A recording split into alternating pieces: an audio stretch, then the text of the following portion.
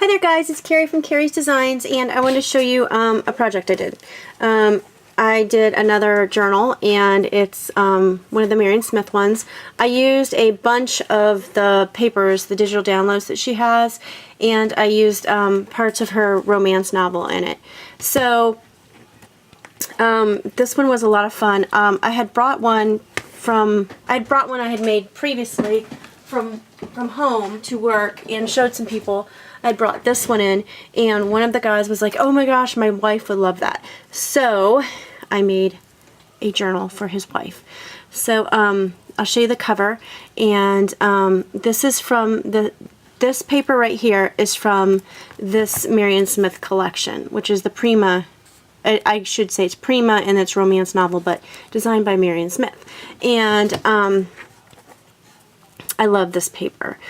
What I had done is I had taken some of the drywall tape and put on the back, and then just got the paper wet this time and just tore parts of it out so it looks like it's really, really old.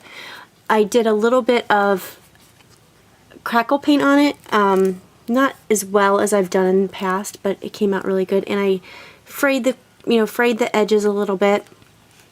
And I used some lace I had found, or I've had for a while. I just did two laces. I did some crackle on top of this to give it a little bit of a worn look, and it does have a little bit of dimension on it.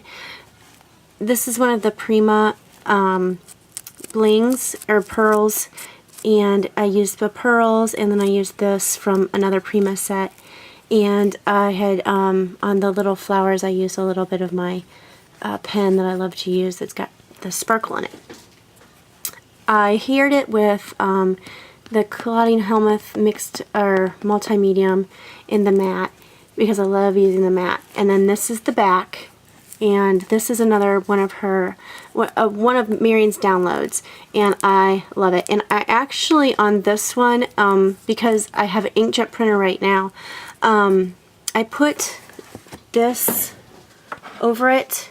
And this is the Junkins microglaze, because a lot of times with the laser prints, or I'm sorry, with the inkjet prints, stuff will run. If you spray it on it, it'll run. And this stuff worked really, really well. My hands are a mess. And it looks like lip gloss. And you just put a little bit on, and then I covered this over, and it didn't run, and it stayed, and you know, it stayed. It didn't run. It stayed. It could have looked like this, because this actually was my first cover, and I didn't like it because I had sprayed it and some of the ink ran. So I forgot I had that other stuff, but that's okay. No biggie. I like this one better. I did on this one, I did the Coptic stitch, which this one, it was really, really much better than I've done in the past. I've only done one other with the Coptic stitch, and this one worked really, really well. And it didn't take any time at all. I found a couple other tutorials online and used that, and I love it. I love this stitch now. So, and it's really, and it actually, my thread broke probably 9 signatures in, and I just glued parts of it to the paper and just started over, and it was really, really easy. And what I used on this one is I used this, I had just gotten this yesterday. Actually, it's just crochet thread, and it's just this beautiful pink. So I got a whole bunch of this at the thrift store, so I used that, and it came out. I love this stitch, so thank you, Marion, for introducing this and giving a different way to bind it. But if you can see it, it's not the best, but that one is really, really good right there. But it's a beautiful, beautiful binding, and a beautiful way to show off your binding. I did put holes right here. I didn't like the way the holes looked, so I covered them up on the outsides and the insides.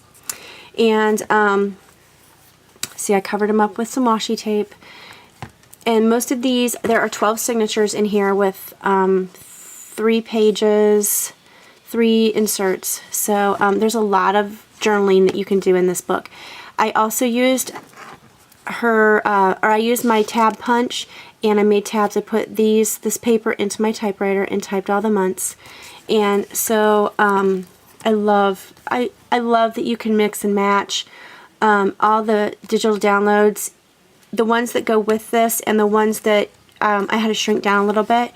I also had gotten part of her filler pages that she's got. She's got these new filler pages. This is not it. I did stamp some of the pages just because I wanted to stamp some of the pages. And I won't go over every page. Let me see if I can find some of the new ones here. These are all the old ones because I love to use them, and they are my favorite to use. So, I mean, the pages are gorgeous. Light too much? That light's too much here. Hope not. See, this is one of her new pages. It's a pink grid that I love. And I don't have too many. I don't think I used too many of those. Another pink grid. I love using these pages because you can decorate them or do whatever. And it's just a gorgeous, here's one of her new pages. It's a ledger-like look. And some of these are from some of her other downloads. And I had to shrink them down. Like this one, I think is from one of her daily downloads. And I did shrink it down. And I had to cut off a little bit of the top or a little bit of the sides. But it came out really, really nice. Here's another one. This is a two-page, or this is one that comes out together. So, but it came out really, really nicely, and I'm very happy with it.